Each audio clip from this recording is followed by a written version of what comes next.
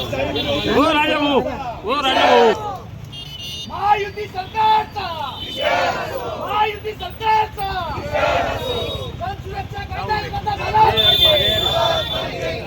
जन सुरक्षा तू आगे बढ़ो,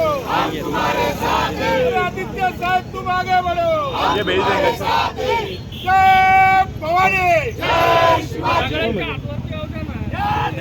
आणि डोकं वर पाय. या सरकारचा करायचं काय? या सरकारचा करायचं काय? आणि डोकं वर पाय. विरोधात महाराष्ट्र कृती समिती जी तयार झालेली त्या कृती समितीला आमच्या पक्षाचा पक्षप्रमुखांचा पाठिंबा आहे.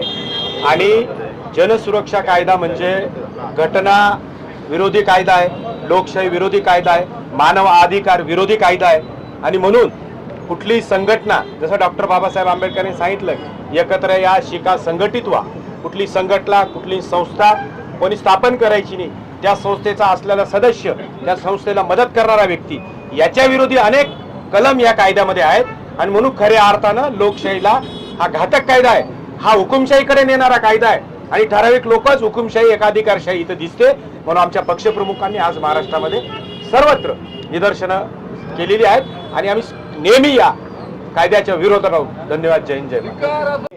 आदरणीय उद्धव साहेबांच्या आदेशानं संपूर्ण महाराष्ट्रामध्ये अशा स्वरूपाचं आंदोलन होत आहे. नाशिक जिल्ह्यामध्ये देखील आम्ही रस्त्यावर आलेले. त्याचं कारण असं की या ठिकाणी जो काही कायदा पारित करता की जनसुरक्षा कायदा हा खऱ्या अर्थानं लोकशाहीला अतिशय घातक कायदा आहे. या देशामध्ये भविष्यामध्ये अन्याय झाला, त्या अन्यायाला जर वाचा फोडायची असेल, एखादं आंदोलन करायचं असेल तर ते आंदोलनकर्त्याला त्या ठिकाणी जेलमध्ये जावं लागेल.